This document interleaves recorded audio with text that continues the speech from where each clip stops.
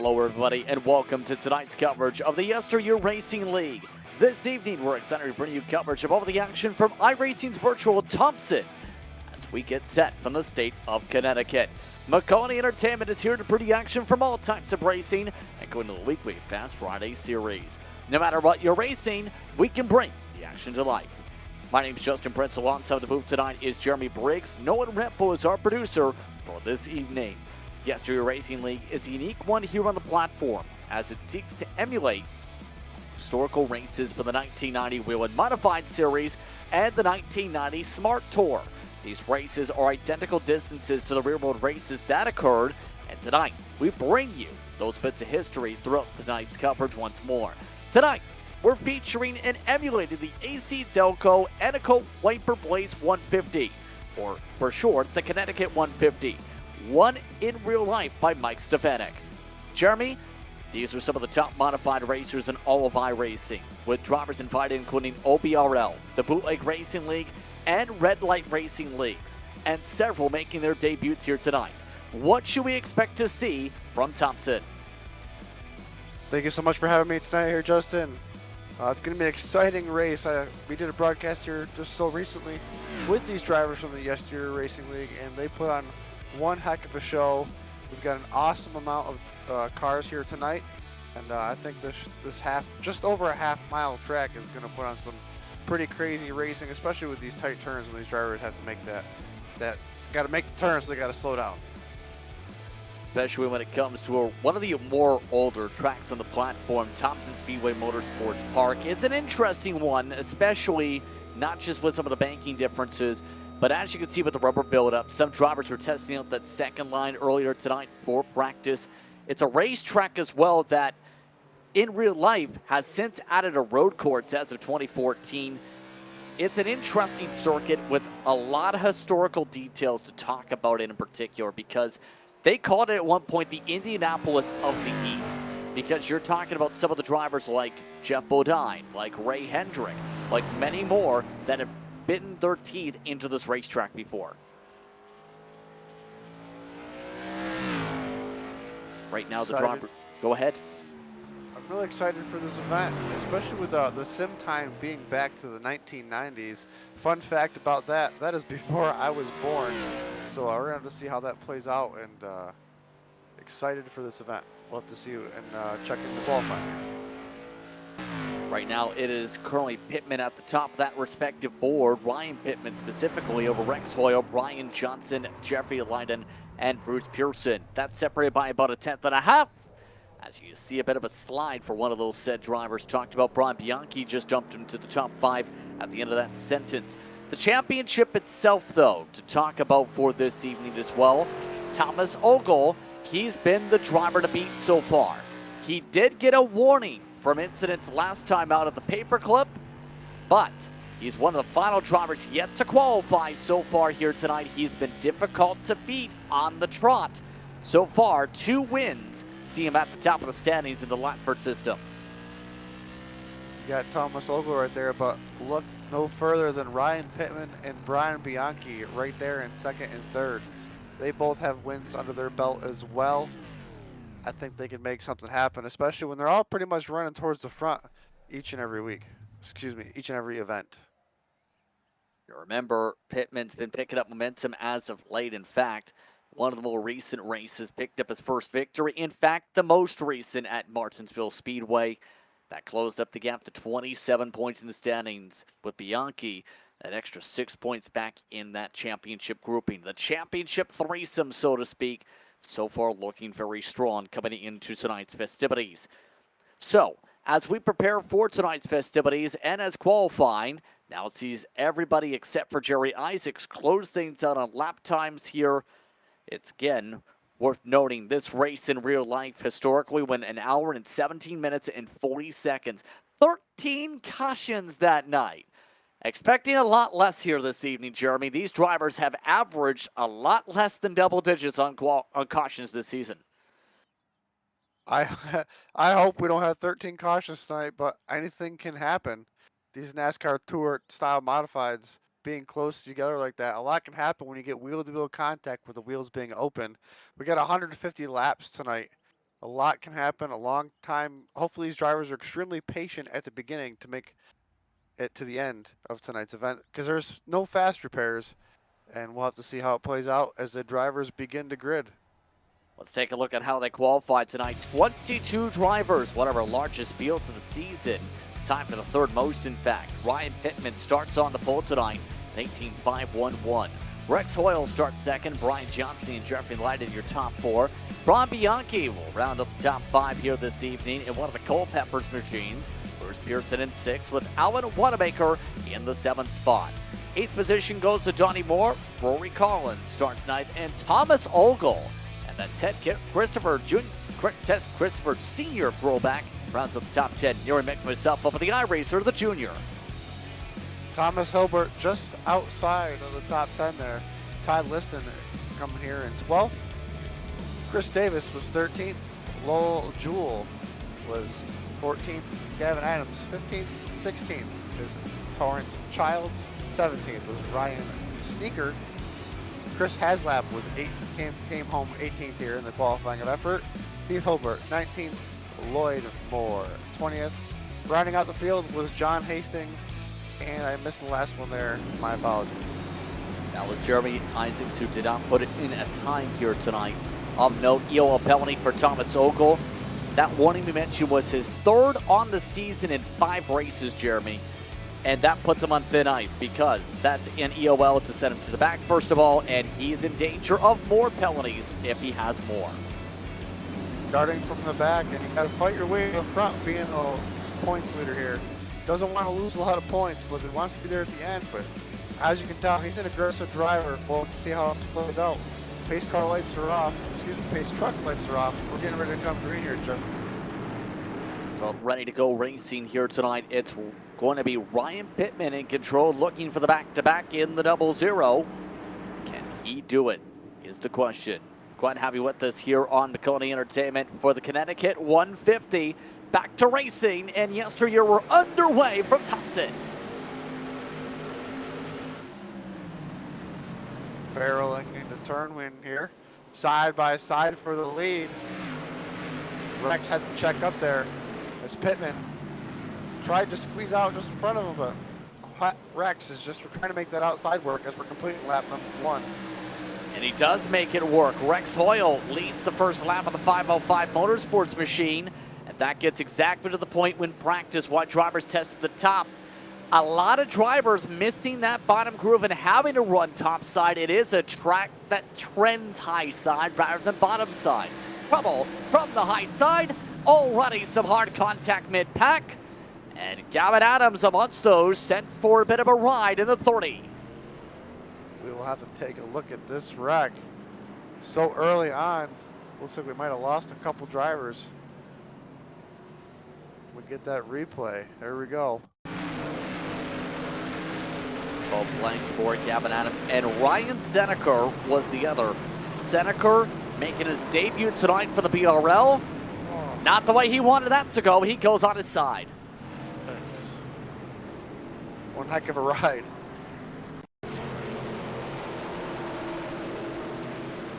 Looks like there might have been contact there from the 7th car there on the inside. Just up a little bit, right in the left rear. Other drivers just didn't have anywhere to go. Chris Davis was that 7 you're talking about. So the virtual grip network machine sent on its side. Significant damage. Here's another look. Already both of them to the pit lane. Gavin Adams has already jumped out of the car. Like I said before the broadcast, these open wheel modifieds, a lot can happen because they're just so sensitive to contact. You don't really get a lot of the side bouncing off of each other like you would with a normal stock car. And already the driver's coming around for one to go next time by. Here's one more time. Take just a quick listen to the 30.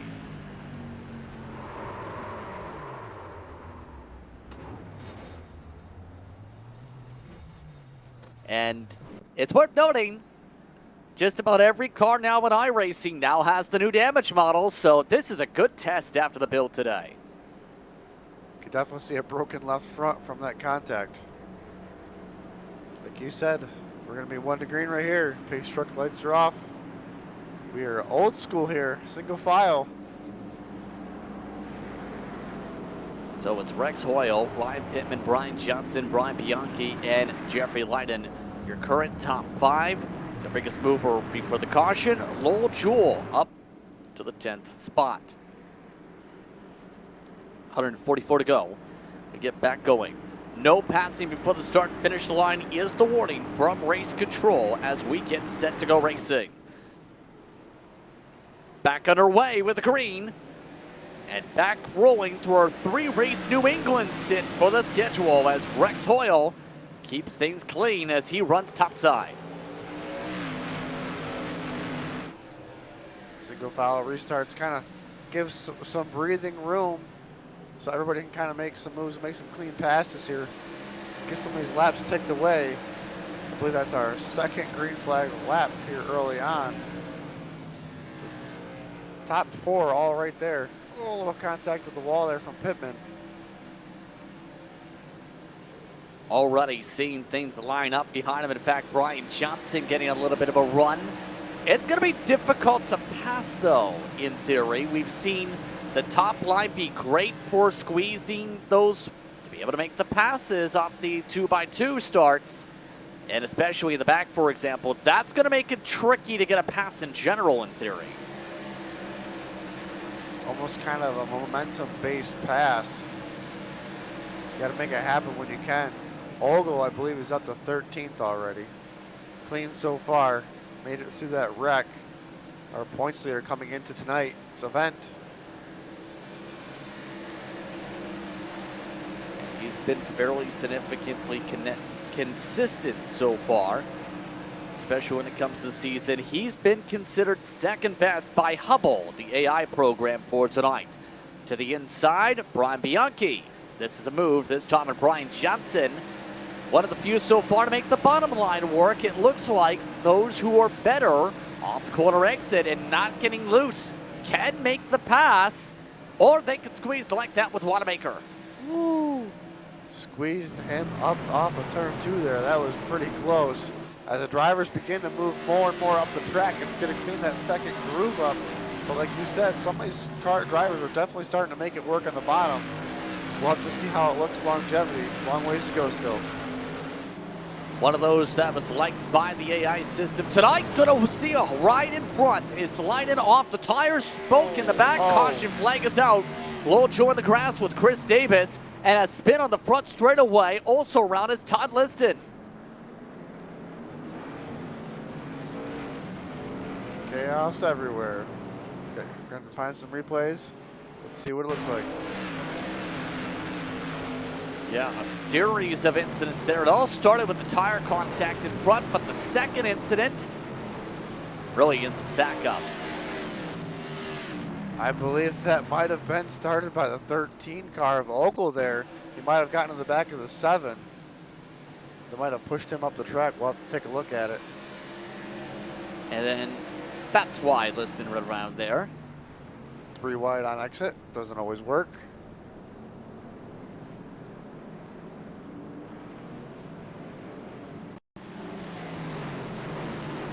Here's another look once again from the back grouping. Did see a touch bit of contact. Broadcaster's jinx. Just talked about him. It's my bad. It's already seen some pit stops here. Here is a better look from the 13. Definitely pressurized him at least. Just slight, just too much slight contact.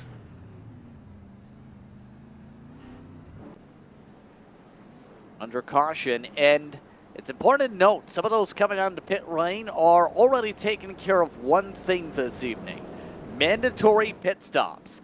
That is the first time this race is going to feature that. The drivers don't have to change tires this evening, but they do need to stop to satisfy said requirement. It was introduced this race in real-world history as well because they wanted to test how mandatory pit stop strategies would play out in the Winston Modified Tour. An interesting real-world rule coming into play here tonight to see if that works for the drivers here in this series. Great insight there, Justin. Like you said, we are kicking it back, throwing it back to that event many years ago, back in the 1990s, here at Thompson. I believe it was called the Connecticut 150.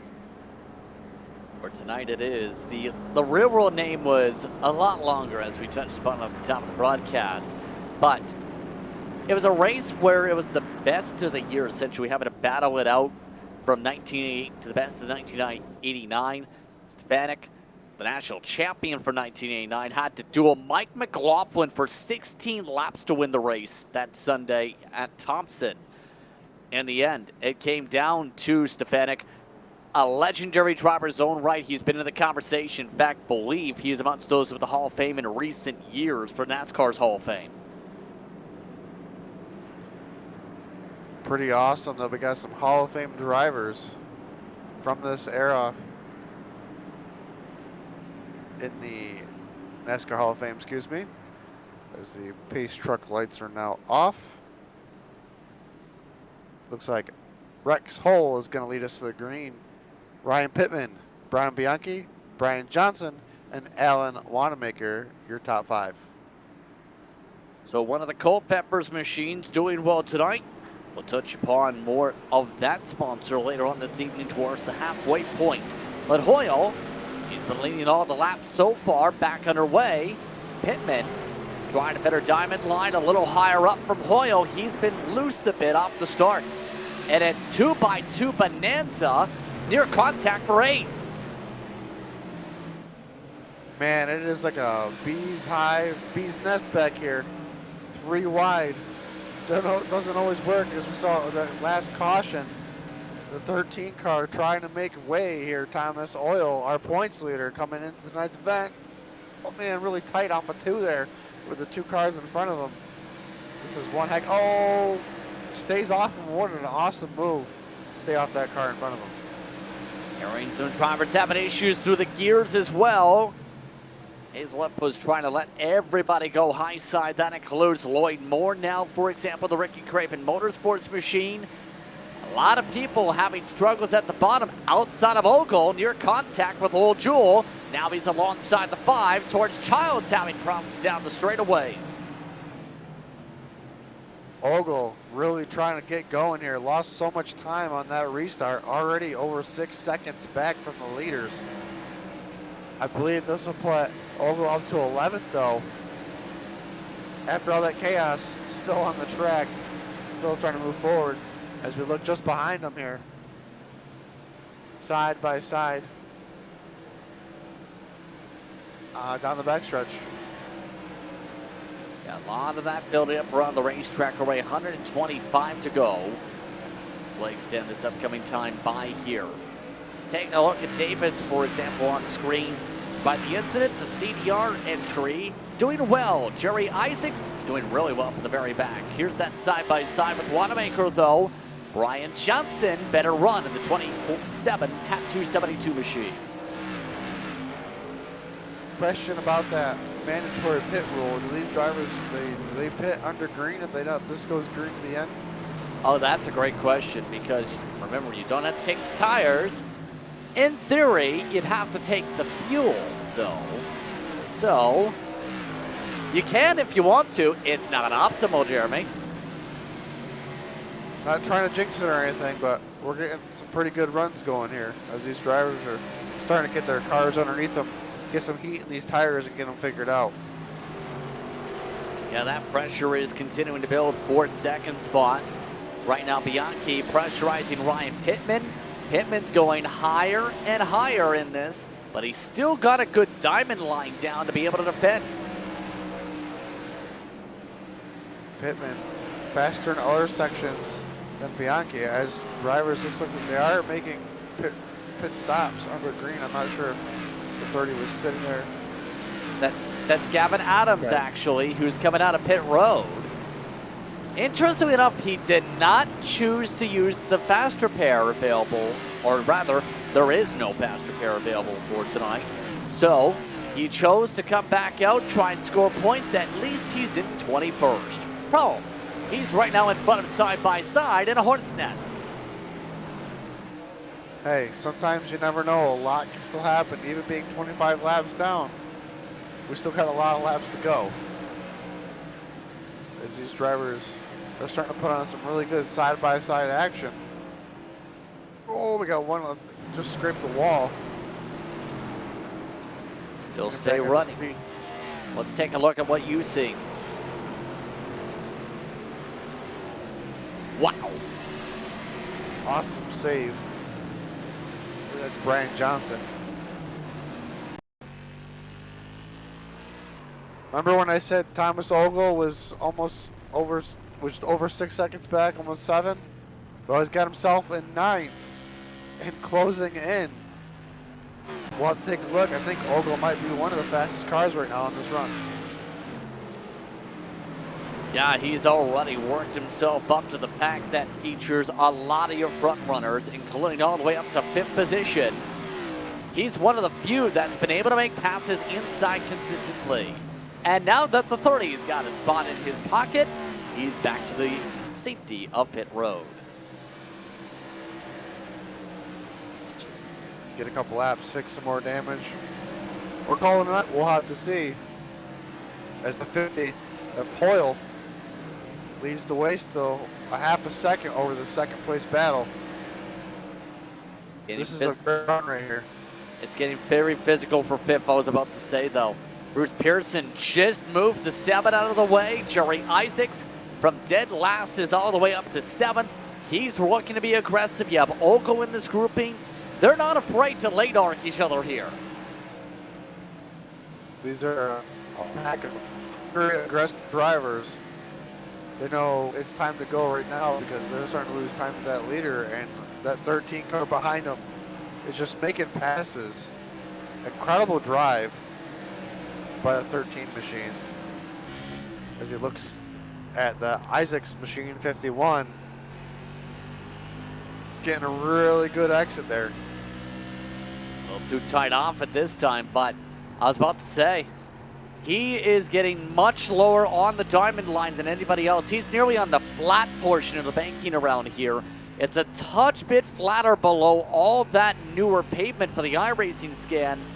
He's using that to his advantage most laps. This looks like the rest of the cars in front of him right now are just all over the place with the rear end. He just seems to have really good security on exit, getting that lower exit. Shorter way around the track as well. Might be helping the tires out in the long run. 110 to go next time by. This grouping is still, mind you, 5 seconds behind the overall leader. You know who's up on his own at this time, though? He's been able to pull away from this for now, is Donnie Moore.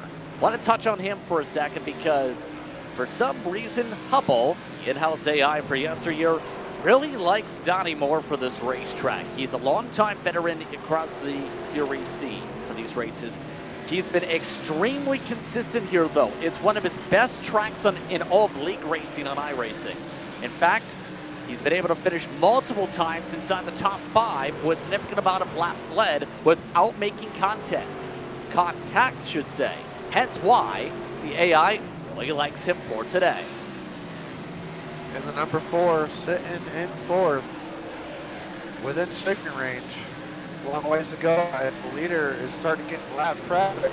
We'll have to see if this starts bringing the rest of the pack into the picture, as 1, 2, and 3 are pretty much within a half a second of each other getting to this traffic. Here's the battle, though, going on for 5th again. Bruce Pearson's lost the bottom, and now everyone's found a way to make moves. Isaac's making the pass. Last time by, it was Davis. This time, Ogle with a touch bit of contact to get alongside. Drivers might be taking notes from that 13 car who's making it work on the bottom, on the exits.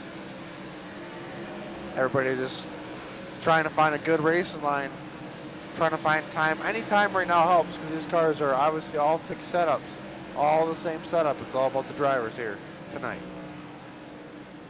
And remember, all the iRacing setups, the fixed side at least, got adjusted here today. 700 updated iRacing setups were part of today's build, especially with the changes. That's going to mean if you got your practice down before tonight, it very likely is a different set. Cars might feel more out of control, might feel more under control. I haven't tested out any cars yet. We'll have to find out. These drivers are putting on one heck of a show here tonight as Pittman is really getting that bottom to work here, putting the pressure here on the number 50 in front. Yeah, he's been staying lockstep for the race lead so far. How are you going to get it done tonight is the question. Lots of traffic ahead. They have 16th and 17th, Hilbert and Hazlett, who are just up the road for reference. Leaders doing everything they can when they get to the lap traffic to get around them and get around them quick. They're just losing time behind slower vehicles like that. We got them. They're too wide in front of leaders right now. Well, they were about to be. That makes it even more hectic because the leader has really nowhere to go, and if you need to go, you got to go through wide to make it happen. Yeah, how about side by side with the traffic? One wants to let him go, one wants to race it out. Remember, it's not quite as simple as get a caution, you get a lap back if you're the first of those. No, lucky dog is not a thing, remember. That was not a thing at this level in real life until 2013. You have to fight it out if you want to keep the lead lap. It's definitely one thing I remember about 90s where if you wanted to stay on that lead lap, you had to fight it. It's a headache when you're the leader, but when you're a lap car, you're doing everything you can trying to learn what that leader is doing to try to stay out in front.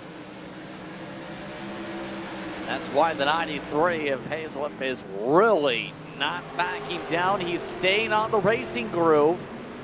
That's his prerogative with under 100 laps to go, but it's going to get interesting how it matches up on lap times. They're running 18.9s in the lead pack. No one's really taking advantage behind them. Everybody else is 2/10 off these drivers despite the lap traffic. And that's crazy to think. This 93 car here of Hazlett, honestly, isn't doing too bad once the leaders got to him.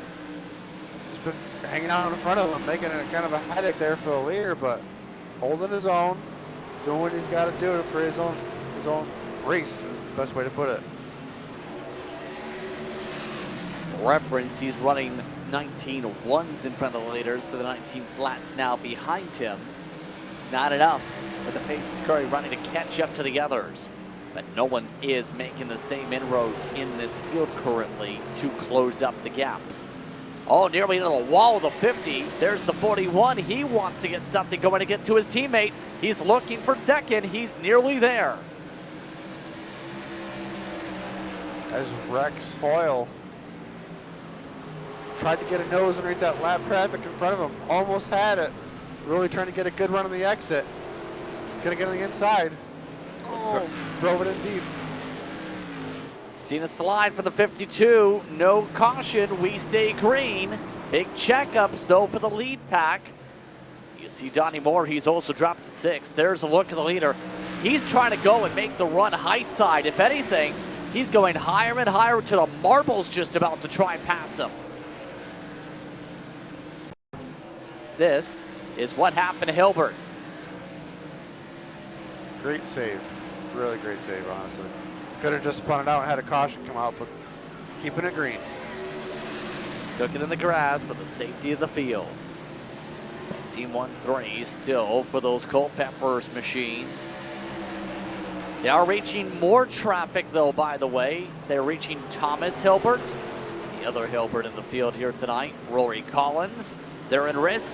Also, at this rate, it's now getting to where the fall off is starting to get significant. Davis has clipped half a second off the gap to the leaders.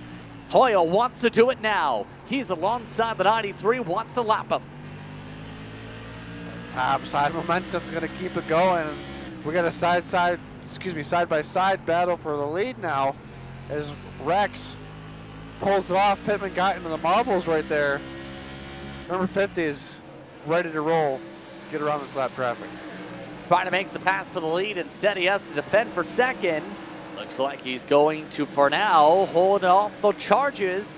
Despite Bianchi's successes on the bottom, now he got cleared.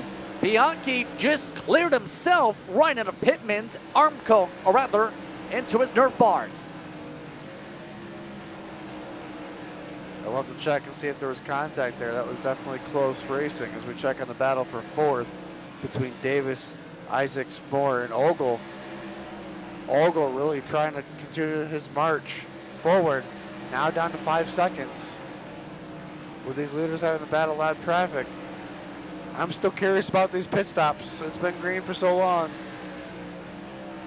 Yeah, and better yet, it's down to under 4 seconds for this pack compared to the race leaders. The usefulness of having the 93 with racing with the leaders, it has completely faded. Because now, the 93 has fallen off. Hoyle wants to go.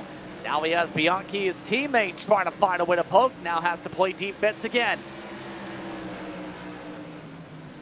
Gonna have to see if the leader decides that it's time to maybe use a little bit of bumper action, because that lap traffic is holding them up and using that top line to keep the momentum rolling.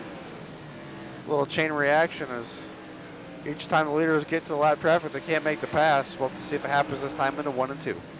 John Hastings just parked it, just about sent it off into a light post through the grass.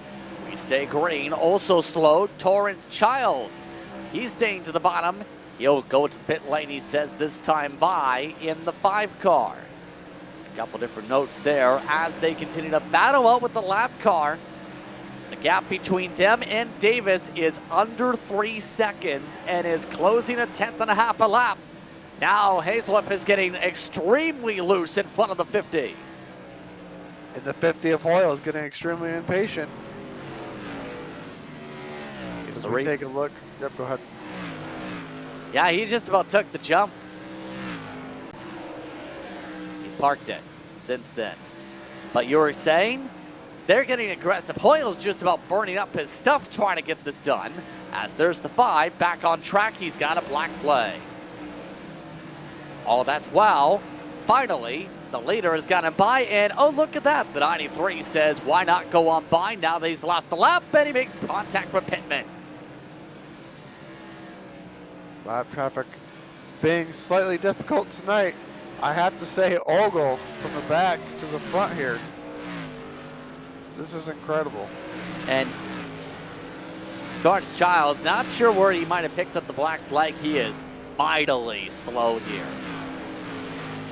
Like that, it's like he coasted to the pit lane, missed his stall. I think he might have had something with the fuel or something. I'm not sure. With 80 to go.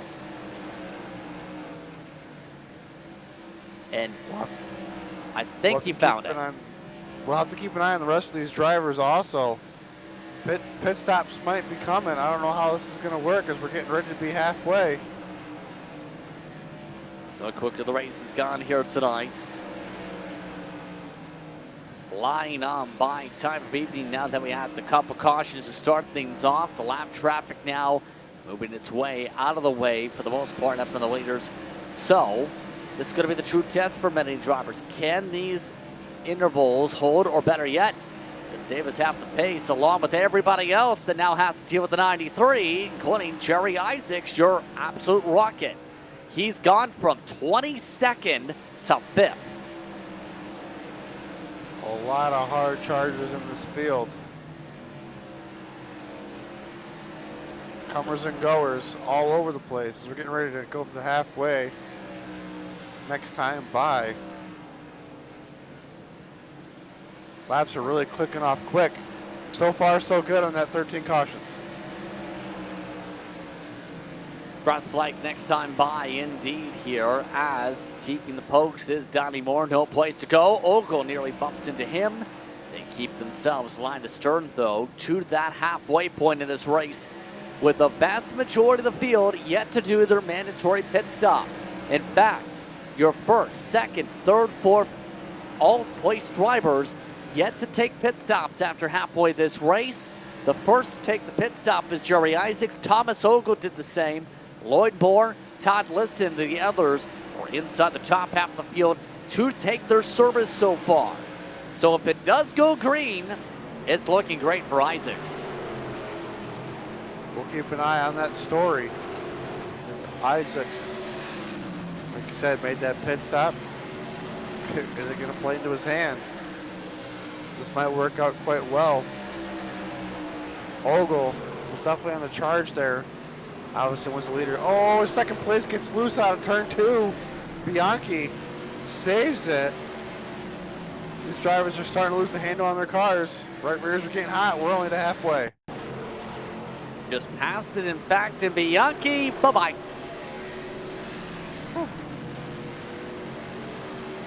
A little bit of a hot moment there, but able to drop back into line to 4th.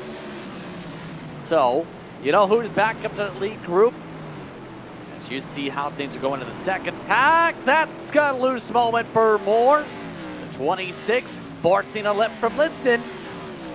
And able to keep it going despite the sliding and slipping. Lloyd Moore nearly having a moment too. This race is really getting interesting now. We got slipping and sliding all over the place. This green flag run, I'm not sure how many laps it is, but it has been a great one. It's been a zippy fast one, but I was about to say, look at 3rd spot, because Davis, he got bounced around a couple cautions ago. In fact, the first caution, he's running with the Tommy Baldwin 7 on the car tonight. He's ready to pounce for 2nd.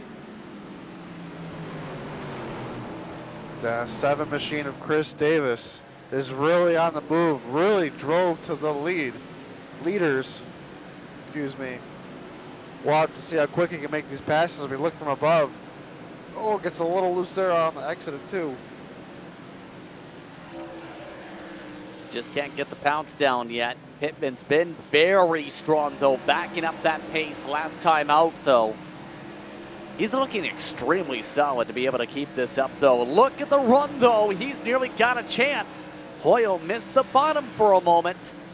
But yet again, it's 3 and 4. That seems to be his bugaboo compared to Hoyle, who loves that end. All 3 drivers better in one spot than the rest of them. And that's why they're all 3 up front right now. They've all got the same speed. I think the 7 car of Davis might be the fastest one right now, as he has drove, like you said, from way back, and just this green run has made lap traffic look easy and everything. They are kicking up the speeds too through the 18-second bracket. The track temperature down to 79 degrees Fahrenheit. It's getting interesting how those weather conditions are playing out.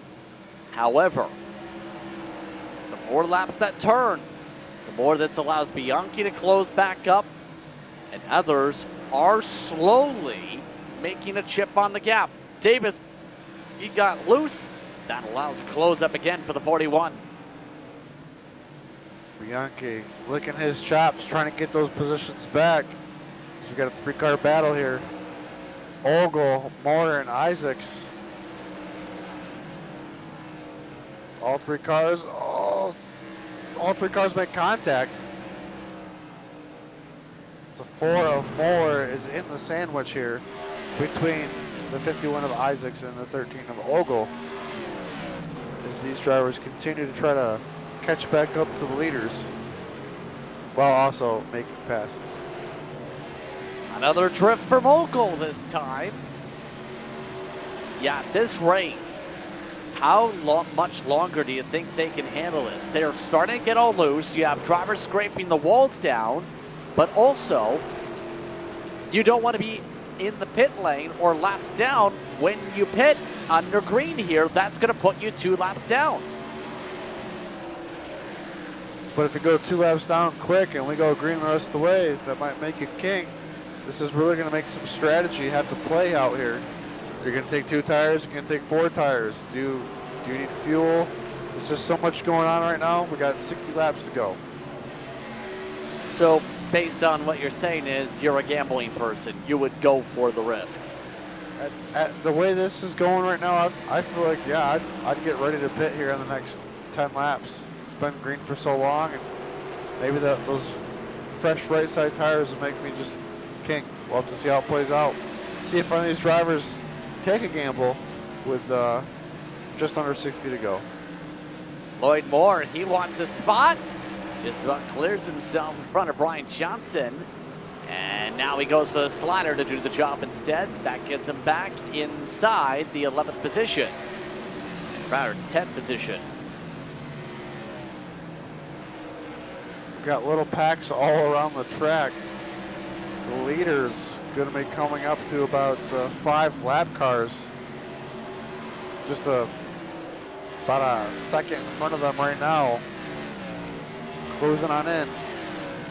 Gonna have to make those passes quick as the pit machine is all over the back bumper, ready to pounce. As the 7 of Davis has slightly started to fade here. Not sure if maybe he's just trying to take a deep breath and let his stuff cool off, but he's got a lot of pressure here from Bianchi. And the mini packs really starting to group together, but the first of those will have to be dealt with by the leaders. Should be no issue throughout the race today. Torrance Childs has given a lot of space. That's why immediately straight to the apron to let by the race leaders for now. Next grouping, though, could be interesting. You have Thomas Hilbert again, you have Rory Collins, you have Jeffrey Leiden, you have Lowell Jewell, and then you have Diesel yet again. So it looks like for some they're cordial, and the 93 just about stopped on the track trying to get to the pit road. Is the 93 maybe trying to take that gamble, even being a lap down already. We'll have to see what happens. The 93 on pit road. I'll take a look. Here's the thing. Watch where he tried to slow down here. Any other moment, this might have been a caution. Watch how high he's up at the speed. Below 30, that's a caution. Looks like went with the right sides. We'll have to see how this plays out with almost 50 laps to go. A lot of drivers still need to make their mandatory pits. Especially your top 4. Isaacs is still in that net advantage if it stays green. Here's a look at your leaders. Pittman, he's thinking about a move before they get to the next layer, because the next layer, they're side by side, light into the wall. Good checkup by Pittman. Hoyo avoids contact. Boy, this lap traffic is being chaotic tonight. This is just puts on for some great racing. But if I'm the leader, I'm just cannot wait for this race to be over. Yeah, lots of it to deal with still down the straightaway. One car, Alan Wanamaker, he's pitting.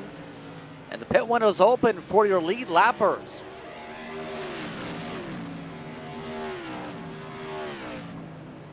Drivers have decided, at least Alan Wanamaker has decided that he needs to take that pit because we're pretty close to going green the rest of the way. Knock on wood. We'll have to see how this plays out for the one of Wanamaker. You know the funny thing, the last person who said that was for the iRacing Fixed Indy 500. We ran out of wood to knock on when the caution came out. So, commentator's curse involving wood. I don't have any wood to really knock on, so we're in some trouble here. I So mean, we'll have to see how this plays out. does faux wood count? We'll go with that, yes. You know who's doing really well all of a sudden, despite the loose moments? 26, Lloyd Moore is on the drive. He's up a couple spots the past few laps. He seems to have been able to get into a rhythm. Brian Johnson, after that pass, says, I should pit now because I got passed. Drivers starting to make decisions. Oh, we got one almost around on the backstretch, keeps it straight. Looks like that was the 4 of Donnie Moore. Fellow Moore nearly went around, so we stay green. Look out. Great save. Wow, these drivers are really putting it out there. Dad just stepped out. Whew.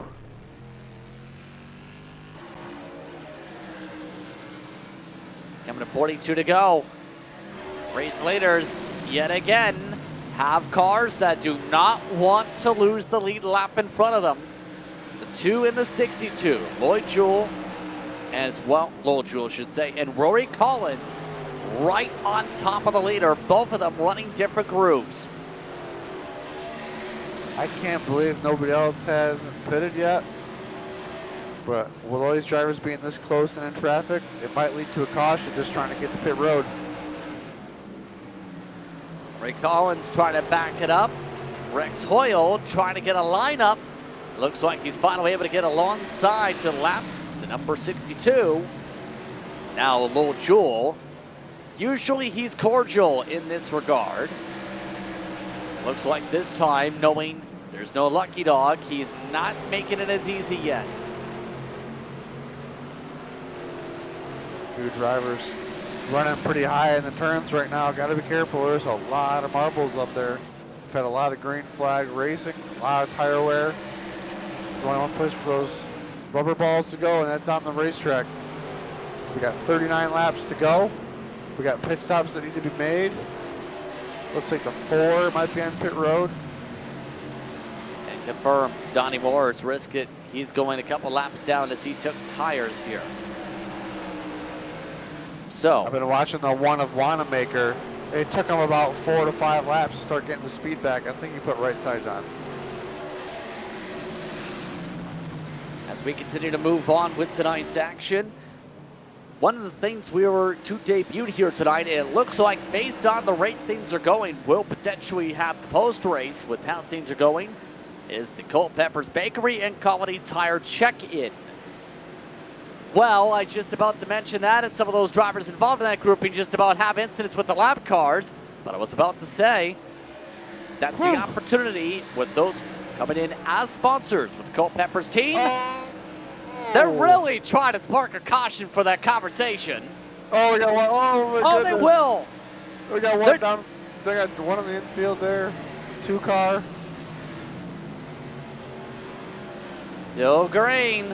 Lil Jewel gets back going as everybody having a moment or 10. Rex Hoyles ran away. This is Lil Jewel getting loose in front of the leader. Wow. Absolutely chaotic right now. The 2 car made it to pit road after the incident. As Chris Davis trying to just get away from this weight of Brian Pittman. 34 to go, and was about to say that check-in.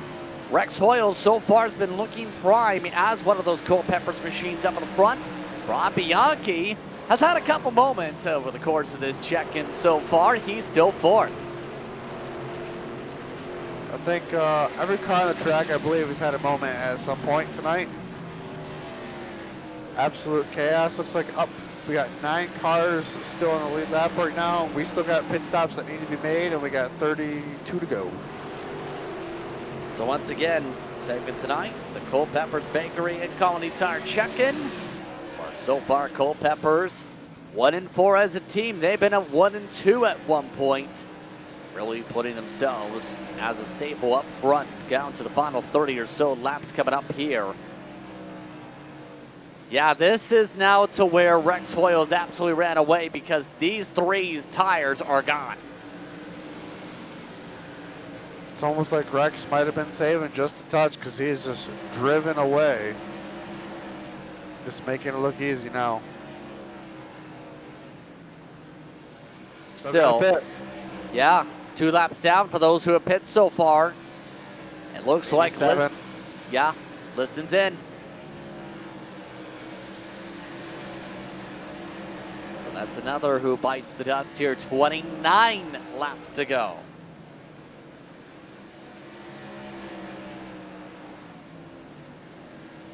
And it looks like the continuing pit wave now includes more of the lappers, including Lil Jewel. These leaders refuse to blink.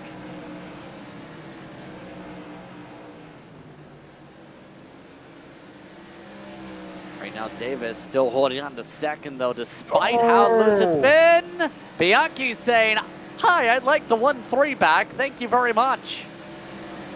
As Pittman had to just slam the brakes to avoid lap traffic there. Yeah, that was Childs on the brake. And Bianchi holds up the run from Pittman. Guess who's back? Jerry Isaacs. Guess who's also in the picture? The 13 of Ogle. And both of them have pits so far. So they are both good to race it up front to the end. These laps are just clicking away so quickly here. 45 minutes into the event, they're just knocking these laps down. This has been some great racing here, Justin. It's been a thriller so far. Net strategy leader is Isaacs. Even if there's a caution, expect him to be at the point. We'll see. It depends on if he stays out, if there was one. 24 to go, and Davis holds on for dear life. Right now, Bianchi wants the 1-2 for the team back. Seems to be quicker, but no place to take the run. Looking high, looking low, just trying to get that run, get beside that number 7 to really let him know he's there. I think the leader might be getting ready to pit. I'm not sure. We'll have to keep an eye on that. Yeah, just trying to build the run again. Looking inside, no, looks for diamond lines instead. It almost looks like you need to get a right moment. How about both of them choosing the same line for a moment for a bump and a run? Thought about it, backed out of it. Could have been a caution right there. That would have been some pretty chaotic events that ensue there. But the drivers kept it straight. Bianchi with a good heads-up move. As he now tries to get on the inside of Isaacs, going into 3 and 4. Isaacs gets loose. Oh, they're both slamming Nerf bars. Bianchi, Davis, side by side. 20 laps to go for second. They both have to pit. They both want the same position. Davis drifts loose again.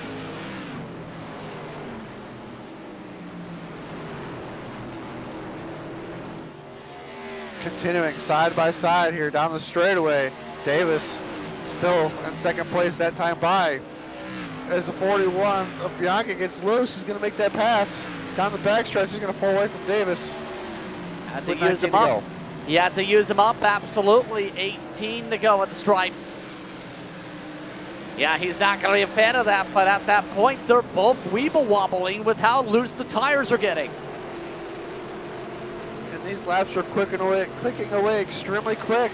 They're going to have to all start turning left to get to pit road. Quite simply, all you need to do is stop in the box, take some fuel, go. 9 seconds is the estimated for those that need a pit. Isaacs, he's now jumped Pittman on track. He's got a buffer for now at least over Ogle. Tempting to be in the catbird seat is Isaacs right here. With that strategy early on to get it over with. We're gonna have 15 laps to go. We got about 14 drivers that need to pit. Well, the precise number right now that need to pit is 6. Here's the problem. I doubled it by accident. Well, here's the problem. 3 of them are your top 3. You also have 5th on track in Pittman, Bruce Pearson yet to pit, Leiden, who's a lap down, yet to pit as well.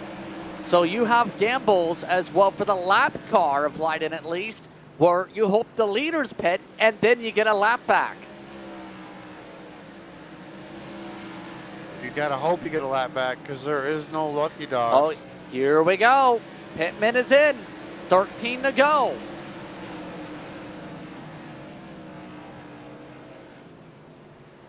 So when does everyone else blink, Jeremy? That's a good question because there's not very many laps left. They gotta make it happen. They gotta make it happen soon. It sucks biting the bullet. It'd be very catastrophic also to have that yellow flag while you're on pit road. I completely understand. Can confirm Pittman just took an 8.2 second stop, so a splash and dash with the fuel jug. That still puts him only in 9th. Second car and lap down right behind a position, in fact, but yet to get a lap back. Isaacs still in the catbird seat, but he has Ogle charging, coming at 10 to go. 4 stops, Hoyle, Bianchi coming in this time. This is the lap, it seems, at least for the Culpeppers cars. Isaacs, I believe, should be taking over the lead once everybody's pitted, as Davis is taking over the lead with 10 to go here. Coming in 9 laps to go. The battle for the net lead is currently second. Ogle, he's looking inside. Still yet to get a run. He's been trapped behind Isaacs this entire run. Can he do something, anything, to make the move without contact? Our former leaders blend right in front of the current leader as they keep themselves from going more laps down. That's huge for the track position if there was a caution flag. Oh, Alan Davis! Oh no! Keeps it going. We stay green, but Isaacs is under attack. Isaacs whipped it off the gas. Ogle did not. Ogle to the inside. Isaacs side by side. 6 laps to go. Side by side through the field right here for this battle. I'm not sure who's on the lead lap and who's not, but we just got a bunch of cars together as the battle for the lead is on. Our points leader, Ogle, started from the way back after penalty from the last event. Can he come out of here as the victor? 6 to go. Ogle is clear.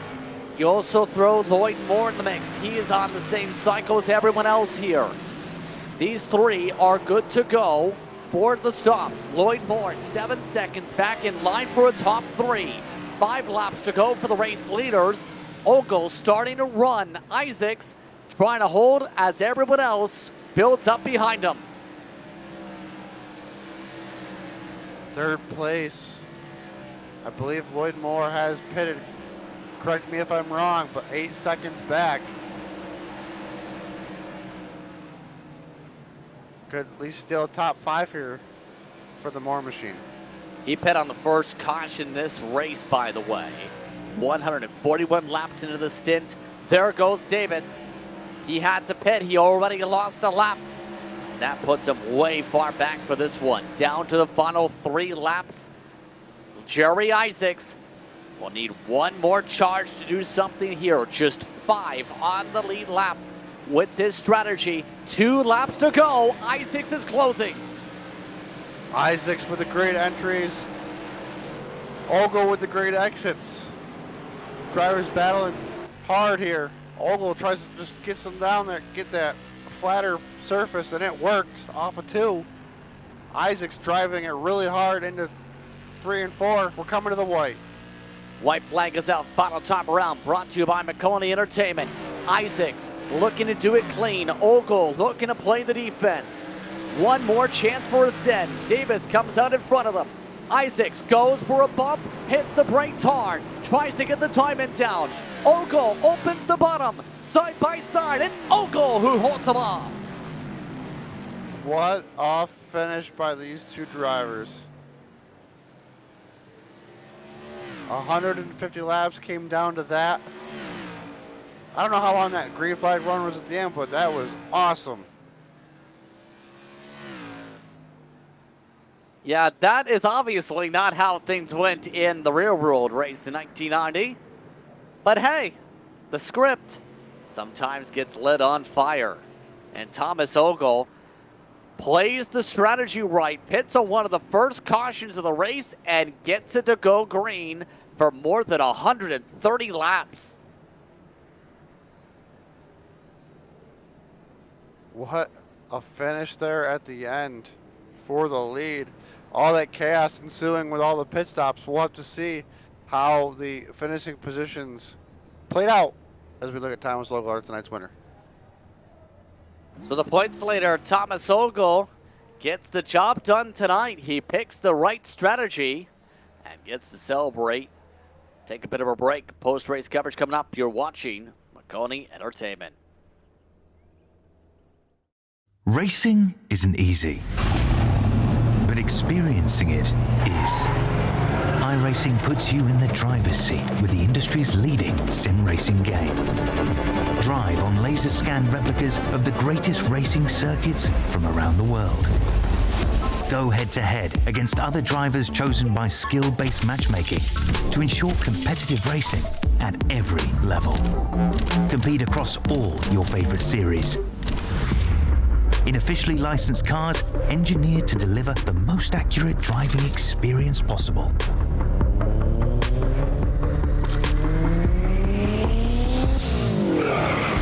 Join a race or host your own with players from across the globe. Race against the computer or in a league with friends. Feel the thrill behind the wheel. Visit iRacing.com.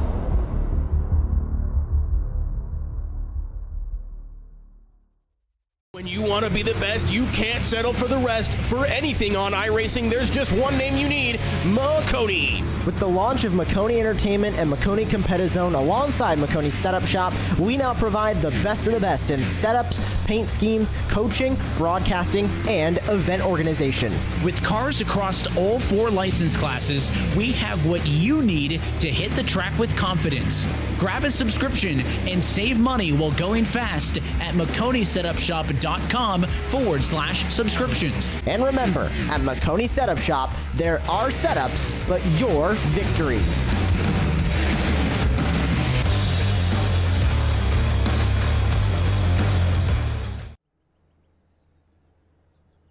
Welcome back to tonight's coverage on Makoni Entertainment of YesterYear.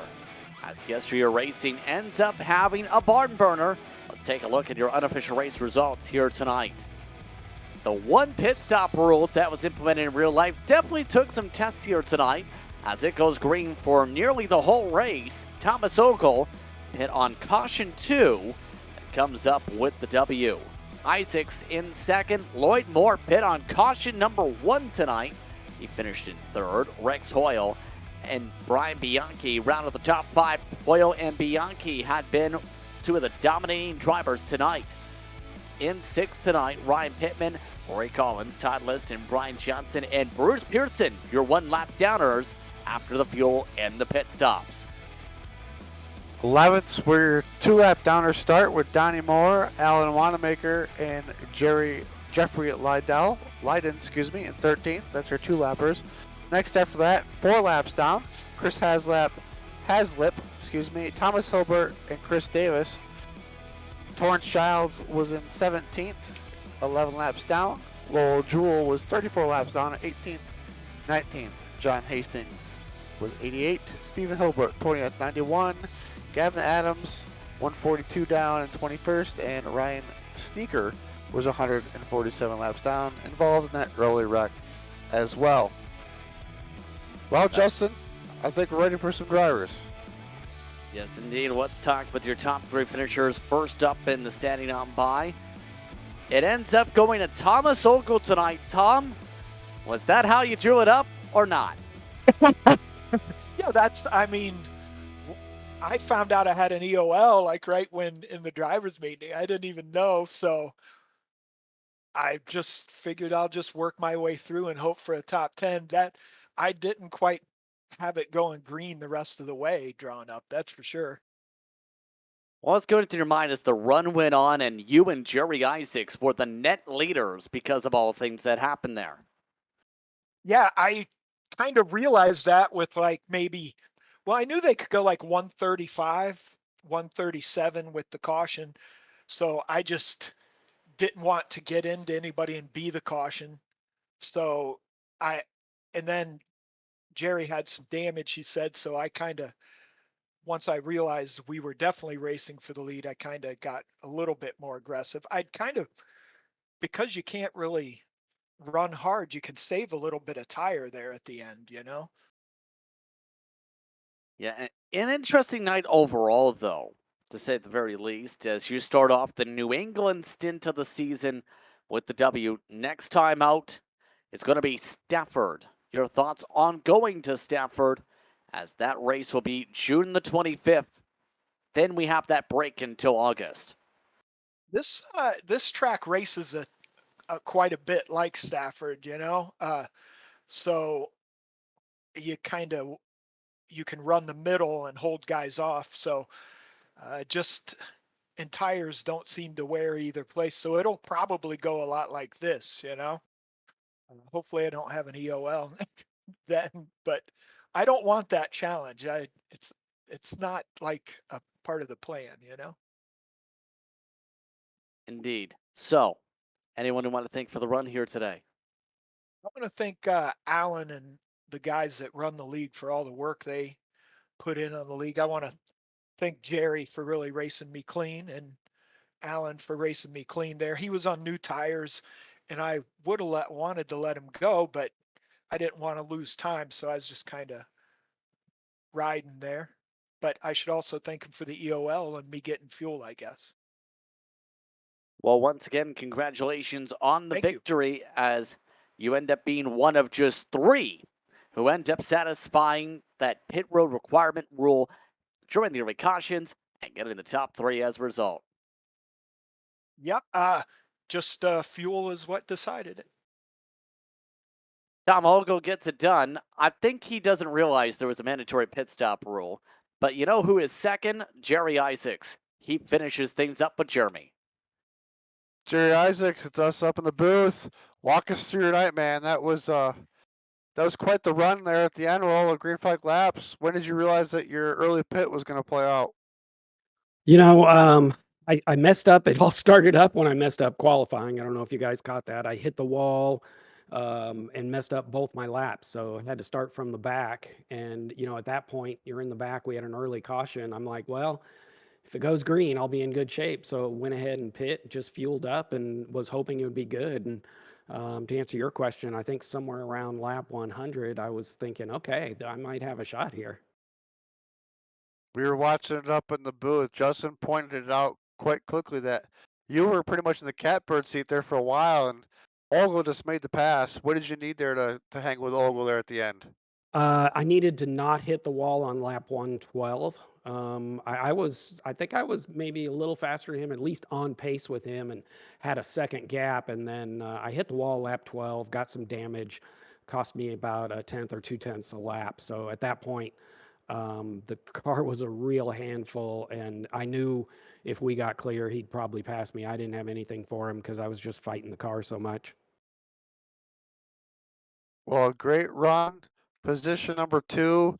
Who do you got to thank for getting you here tonight?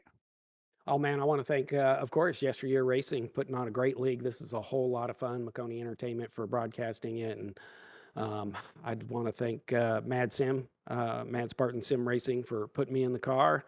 Last but not least, need to thank my mom. Hi, Mom. Good stuff. Great racing tonight. This league definitely put a great race on tonight. Thank you so much, Jerry, and congratulations on position number 2. Thank you, man. You guys have a good one. Yes, you do. Thank you. Jerry Isaacs coming away second tonight. Lloyd Moore ends up finishing in third. Lloyd, you end up being one of those who pit on the first caution of the night. You end up getting a podium for it. How are you feeling? Pretty damn lucky. So, obviously, the first caution was a huge one in terms of for some of the drivers. What's going through your mind after you took the stop and already had the mandatory stop essentially checked off for tonight? Well, these modifieds and stuff, generally you can stretch the fuel, and tires normally aren't too big of an issue. And I've raced enough races here at Thompson on just regular races and stuff. And like I said, I just figured I better check it off. And I was starting in the back anyway. I didn't get much practice time. I was out working on a vehicle, so I came in right at the last minute. So I just figured I'd start in the back and ride around. And I figured we were going to have a lot of yellows and just kind of let the carnage take care of itself. And these guys drove one hell of a race tonight to keep that green as long as we did. And I lucky. And in turn, gets yourself a good points day as well, we'll say. So, on that note, your thoughts on the next race at Stafford? That's a track I haven't run a whole heck of a lot of. I'll have to get a little bit of practice in, but it'd be another one like this. It'd be a dogfight. These cars are pretty equal and stuff. So, and like I said, you can lean on the tires, pretty well, and this horsepower. So I like this car. This is a good group of guys to work with. So we'll see where it stacks up. Anyone you want to thank for the run tonight? Yeah, I got a Top Flight Racing, the race team, and Duramac Truck Bodies and Magnum Headache Racks, my employer and a sponsor.